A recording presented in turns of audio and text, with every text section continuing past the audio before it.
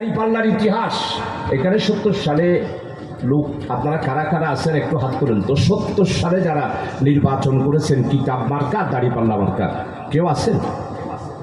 কেউ নয়। আল্লাহ তাআলা আমারই বাছাই রাখলো।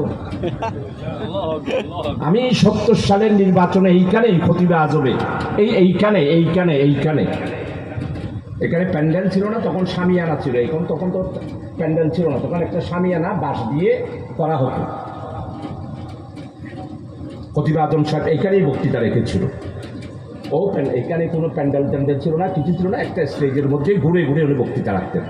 আজকে আমাদের ধর্ম উপদেষ্টা আফাদ খালিদ সাহেব, মাননীয় উপদেষ্টা, ওনারই শ্বশুর।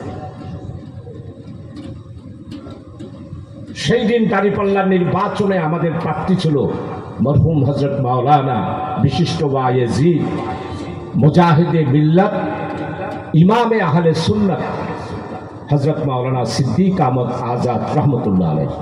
সিদ্দিক আহমদ আজাদ সাহেবকে যারা যারা দেখেছেন কারা কারা? অনেকেই আপনারা দেখেছেন। অনেকে দেখে ওনার ওয়াজ তো শুনেছেন।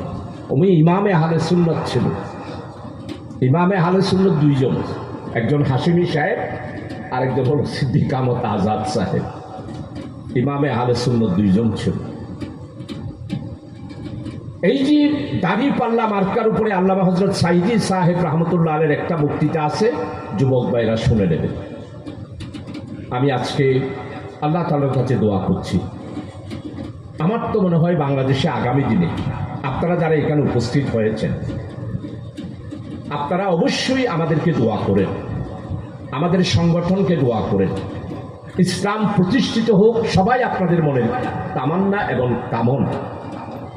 সবাই চান একটি কল্যাণময় ইসলামী রাষ্ট্র কায়েম করুন।